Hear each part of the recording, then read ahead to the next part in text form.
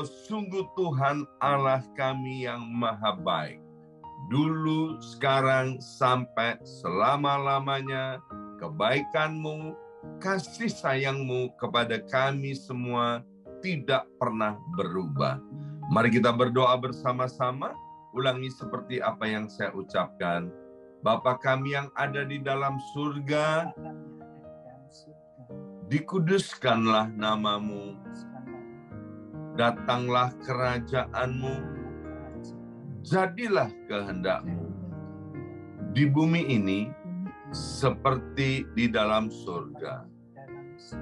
Bapa yang baik, berikanlah kami pada hari ini rezeki yang menjadi bagian kami secukupnya, cukup untuk memberikan pinjaman kepada banyak bangsa, sedangkan kami sendiri tidak punya pinjaman.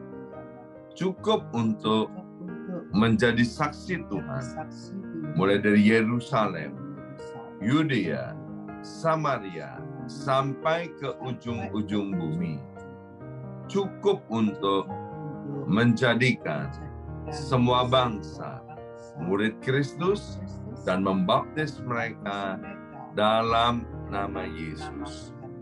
Terima kasih Bapa untuk rezeki yang secukupnya, dan ampunilah dosa-dosa kami.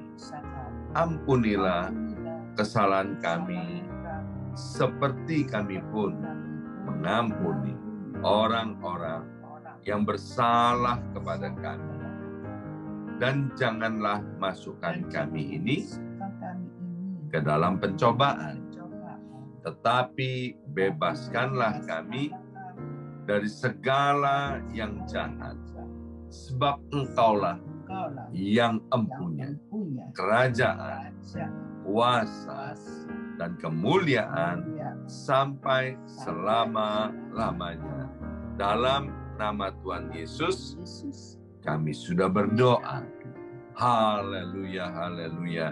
Mari Bapak Ibu sekalian, sekarang kita bersama-sama akan menggemakan Mazmur 91 dari tempat kita masing-masing dengan suara yang keras, dengan suara yang nyaring dan serempak.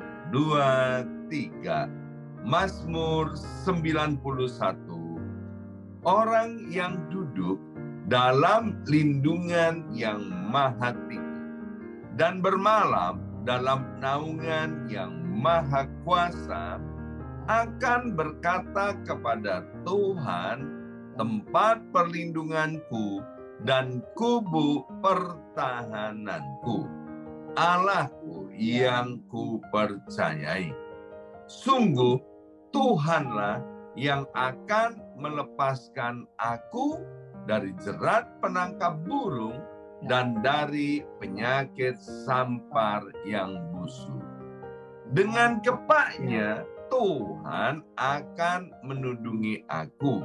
Di bawah sayapnya aku akan berlindung.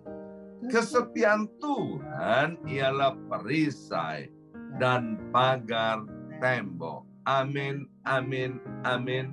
Terjadi di dalam nama Tuhan Yesus.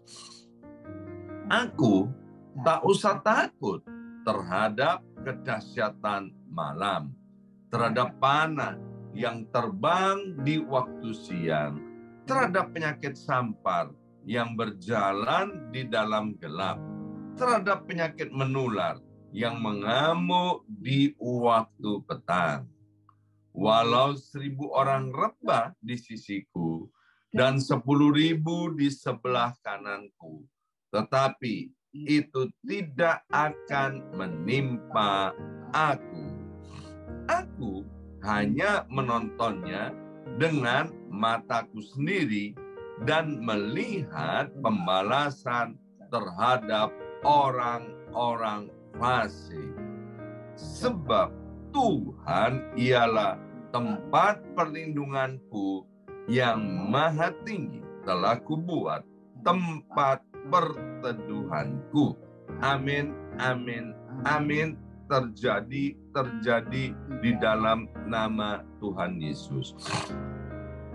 Malapetaka tidak akan menimpa aku, dan tulah tidak akan mendekat kepada kemahku.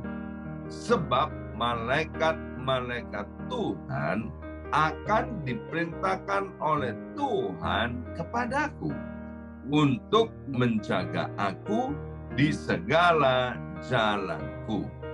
Para malaikat Tuhan akan menatang aku di atas tangannya, supaya kakiku jangan terantuk kepada batu, singa dan ular tedung akan aku langkai. Aku akan menginjak anak singa dan ular naga. Amin, amin, amin. Terjadi di dalam nama Tuhan Yesus. Sungguh hatiku melekat kepada Tuhan, maka Tuhan akan meluputkan aku, Tuhan akan membentengi aku, sebab aku mengenal nama Tuhan. Bila aku berseru kepada Tuhan, Tuhan akan menjawab. Tuhan akan menyertai aku dalam kesesakan. Tuhan akan meluputkan aku dan memuliakan aku. Dengan panjang umur akan Tuhan kenyangkan aku, dan akan Tuhan perlihatkan kepadaku keselamatan daripadanya. Amin, amin, amin. Terjadi di dalam nama Tuhan Yesus. Haleluya. Terima kasih Bapak. Sebentar kami akan mendengarkan sebagian daripada kebenaran firman Tuhan. Kami mengundang Allah Roh Kudus untuk menolong setiap kami, buat kami mengerti akan kebenaran firman-Mu, sehingga firman-Mu menjadi pelita buat kaki kami dan terang buat jalan hidup kami. Dalam nama Tuhan Yesus, yang siap mendengarkan firman Tuhan, angkat jempolnya ke depan dan katakan amin 3 kali. Amin, amin, amin. Salam revival, salam kebangkitan. Semangat pagi. Ya, semuanya semangat pagi. Ya, senang sekali hari ini Sabtu tanggal 4 Februari 2023 boleh bersama-sama kembali dengan Bapak, Ibu, anak-anak Tuhan yang luar biasa, anak-anak Tuhan yang cinta akan Tuhan, ya. Nah, hari ini kita akan lanjutkan pembahasan kita dari kitab Amsal pasal yang kedua. Saya akan bacakan ayat yang ke-6 buat Bapak Ibu sekalian. Amsal pasal 2. Demikian bunyi firman Tuhan, karena Tuhanlah yang memberikan hikmat. Dari mulutnya datang pengetahuan dan kepandaian. Waktu saya tinggal di Indonesia, ada toko yang jual 9 bahan pokok. Nama toko itu adalah Sumber Hidup. Ya. Nah, ada 2 hal. Yang pertama, sumber kehidupan daripada pemilik toko itu ya jualan 9 bahan pokok. Kemudian mungkin arti daripada sumber hidup itu, ya, kalau kita tanyakan kepada pemilik tokonya, ya mungkin pemilik tokonya nggak bisa jawab, Pak, apa artinya sumber hidup, ya kan?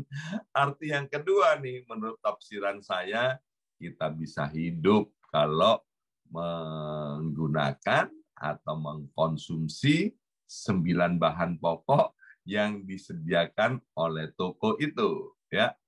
Dan kemudian saya juga pernah ketemu dengan restoran, ya.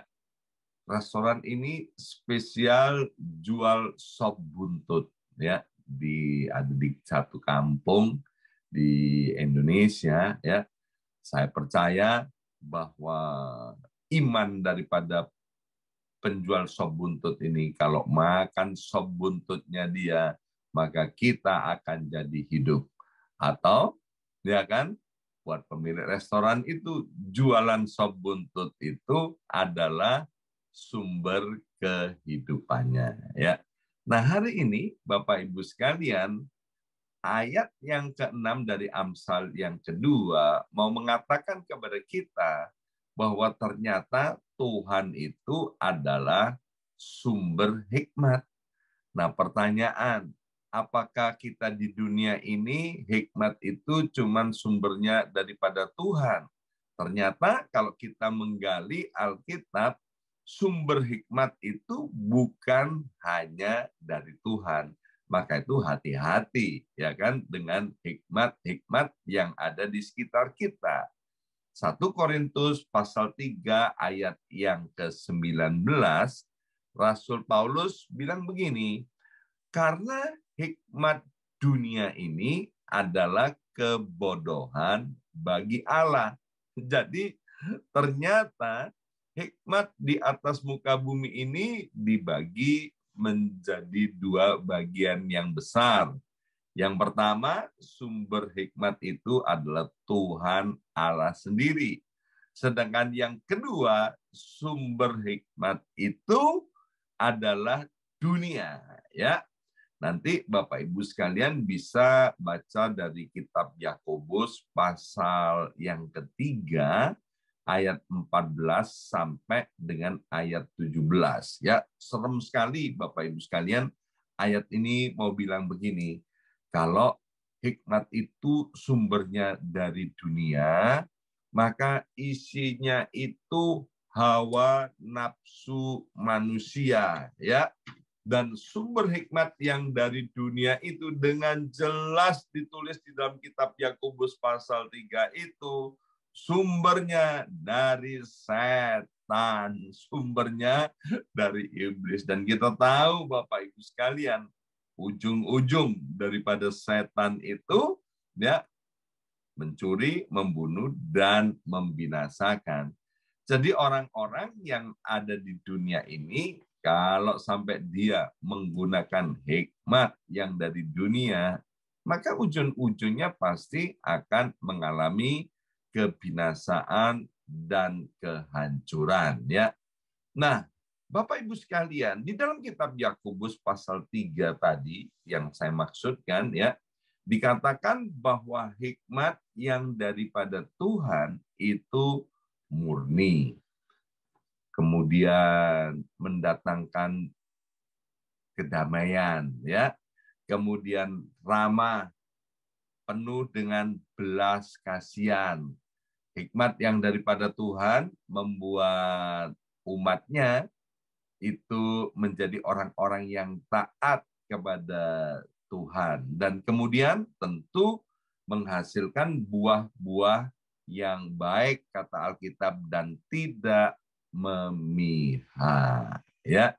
Nah, Bapak Ibu sekalian, dengan kata lain, dari buahnya kita bisa mengetahui pohonnya.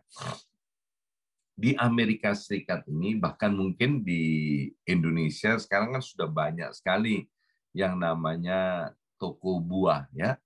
Berbagai macam buah yang mungkin waktu masa kecil kita nggak pernah lihat, hari ini ya di toko-toko buah kita bisa lihat loh buah-buah yang waktu masa kecil nggak pernah kita lihat. Misalnya, saya nggak pernah melihat tuh waktu masa kecil namanya buah naga. Ya kan? Dan hari ini di Indonesia maupun di Amerika kita bisa lihat buah naga. Tapi sampai hari ini saya nggak pernah tahu pohon buah naga itu seperti apa. Ya, demikian juga waktu saya masih kecil. Waktu saya masih kecil itu saya familiar banget dengan buah pisang, buah mangga, ya kan? Itu kan hampir di mana-mana tuh di Indonesia. ada ya, dan mungkin juga ada buah nanas ya, di Indonesia banyak sekali ya. Dan saya juga tahu mana pohon nanas, pohon mangga, pohon pisang ya. Tapi kalau kiwi, Bapak Ibu sekalian ya, sampai hari ini saya belum pernah tahu tuh yang pohon kiwi seperti apa. Nah, demikian juga kalau kita mau tahu seseorang itu memiliki hikmat dunia atau memiliki hikmat dari Tuhan, ya dari buahnya. Misalnya ya, di dalam doa syafaat kita kan selalu berdoa nih, yang season yang kedua kita berdoa untuk perang Rusia dan Ukraina, juga perang di negara-negara bagian yang lain. Salah satu doa kami adalah kami minta begini, Tuhan, biarlah perang ini segera berhenti. Mengapa? Karena membuat rusak ya, membuat rusak kehidupan, membuat rusak lingkungan, kemudian membuat rusak apa? Harta benda, bangunan, dan lain sebagainya. Nah, saya percaya Bapak Ibu sekalian, perang yang terjadi baik Rusia, Ukraina maupun perang di mana saja itu bukan berasal daripada Tuhan hikmatnya. Itu pasti berasal dari dunia ya, karena buahnya kita udah lihat, orang nangis di mana-mana ya kan, keluarga bersedih. Kemudian kematian yang bisa dihindari itu ternyata bisa menyebabkan orang mati gara-gara perang. Kemudian belum cacat. Dan kemudian lihat bangunan-bangunan yang begitu indah, yang begitu megah. Kemudian karena perang, rusak, hancur, dan lain sebagainya. Tapi kalau hikmat yang daripada Tuhan tadi dikatakan, itu mendatangkan damai sejahtera ya, dan menghasilkan buah-buah yang baik. Maka yang pertama, Bapak Ibu sekalian, pesan daripada Tuhan melalui kitab Amsal pasal yang kedua, mari Bapak Ibu sekalian dalam kehidupan sehari-hari kita harus mencari sumber hikmat yang benar. Dan satu-satunya sumber hikmat yang benar itu datangnya hanya dari Tuhan sendiri, yaitu Yesus Kristus ya. Dan Tuhan menyatakannya melalui firman Tuhan. Kemudian yang kedua dari Amsal pasal 2 ayat 3 sampai dengan ayat yang kelima, ya, jikalau engkau berseru kepada pengertian dan menunjukkan suaramu kepada kepandaian, jikalau engkau mencarinya seperti mencari perak, itu ayat yang keempat, dan mengejarnya seperti mengejar harta terpendam, maka engkau akan memperoleh pengertian tentang takut akan Tuhan dan mendapat pengenalan akan Allah. Yang kedua, Bapak Ibu sekalian, tadi kan kita udah tahu nih, sumber hikmat ada dua, dari Tuhan, kemudian dari dunia. Kalau dari dunia, itu sumbernya dari iblis, isinya penuh dengan hawa nafsu. Ya. Nah, untuk kita mendapatkan hikmat yang daripada Tuhan itu, maka itu perlu dicari dan perlu dikejar. Kata dicari dan kata dikejar, ya, ini berbicara tentang bagian kita aktif, Bapak Ibu sekalian, ya, aktif. Jadi nggak bisa datang sendiri, Bapak Ibu sekalian. Kalau kita aktif mencarinya, kalau kita aktif untuk mengejarnya, maka kita pasti akan memperoleh hikmat daripada Tuhan itu. Ya, jadi ada upaya, ada keseriusan, ada kesungguhan daripada kita.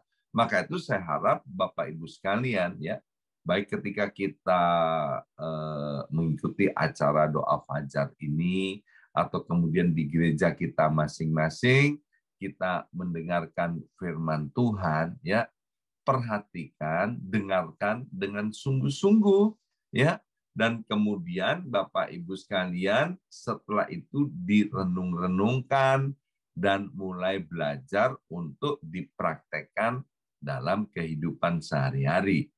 Alkitab bilang begini, bahwa latihan jasmani itu terbatas gunanya.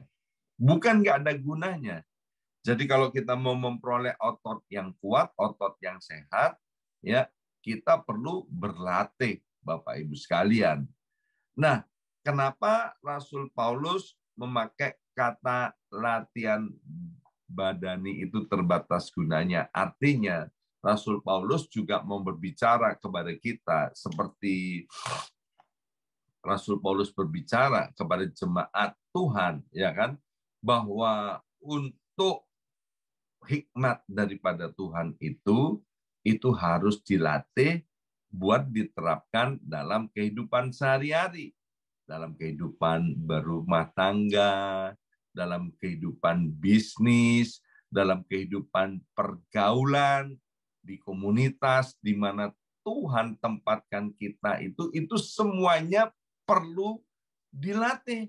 Karena dilatih, maka seorang pemain bulu tangkis, misalnya di Indonesia kan terkenal sekali dengan olahraga bulu tangkis, ya, maka dia akan menjadi pemain bulu tangkis yang handal. Itu semua perlu latihan. Demikian juga untuk supaya kita menghasilkan buah-buah yang baik dalam kehidupan ini, maka hikmat yang daripada Tuhan itu harus dilatih.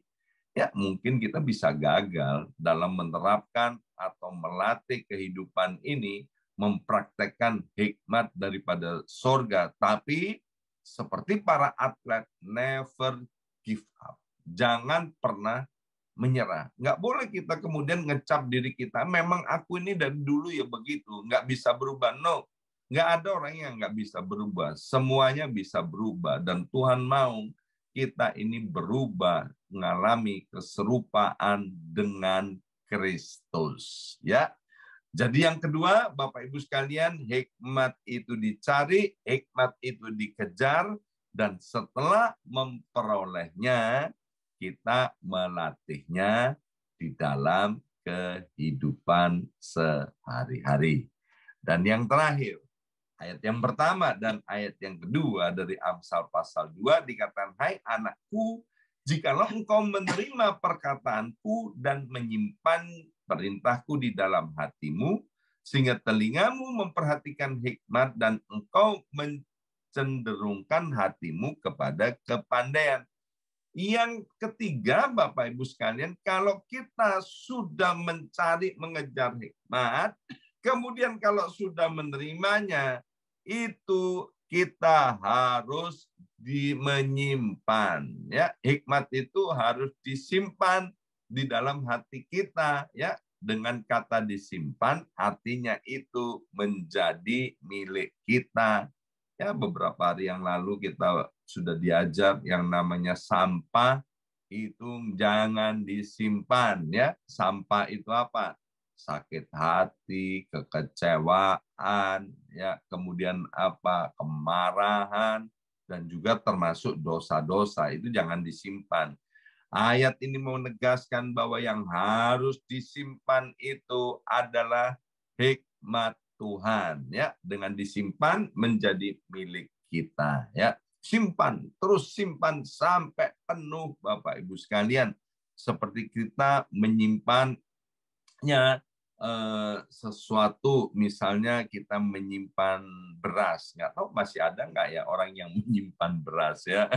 Kan zaman saya dulu itu kalau beli beras kemudian disimpan tuh di satu tempat, ya kan, itu kalau disimpan kemudian penuh, kalau digoncang-goncangkan maka yang keluar adalah beras itu. Kalau kita menyimpan hikmat, waktu terjadi kegoncangan, Bapak Ibu sekalian, yang keluar adalah hikmat Tuhan, ya. Sehingga tahun 2023 ini apapun yang terjadi ke depan, ya, ada kegoncangan atau apa saja, maka yang keluar itu adalah hikmat. Karena yang keluar itu adalah hikmat Tuhan, maka tentu seperti tadi dikatakan akan menghasilkan buah-buah yang baik, akan menghasilkan damai sejahtera, dan akan menghasilkan yang namanya belas kasihan. Ya, hari ini kita sudah belajar dari Amsal yang kedua, yaitu pentingnya kita memiliki hikmat daripada Tuhan. Sehingga tahun 2023 kita akan mengalami kebangkitan dalam 5 bidang yang selalu saya katakan. Yang pertama, kita mengalami kebangkitan dalam kerohanian, kita mengalami kebangkitan di dalam keluarga, rumah tangga, hidup bermasyarakat. Yang ketiga, kita mengalami kebangkitan dalam bisnis, usaha, pekerjaan, keuangan kita. Yang keempat, kita mengalami kebangkitan di dalam karakter kita. Dan yang kelima, kita juga mengalami kebangkitan dalam tubuh jasmani ini. Kita jadi sehat, kuat, dan diberkati oleh Tuhan. Amin.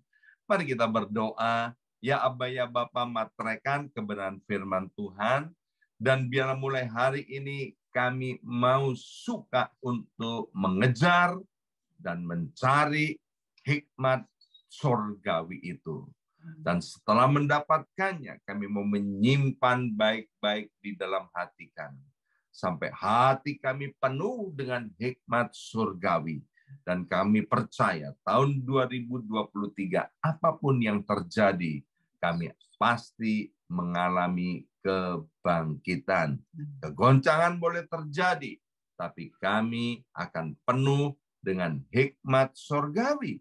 Sehingga waktu kegoncangan itu yang terjadi, maka buah-buah yang baik itu yang akan keluar dari kehidupan kami. Dalam nama Yesus kami sudah berdoa. Haleluya. Amin. Amin. Amin.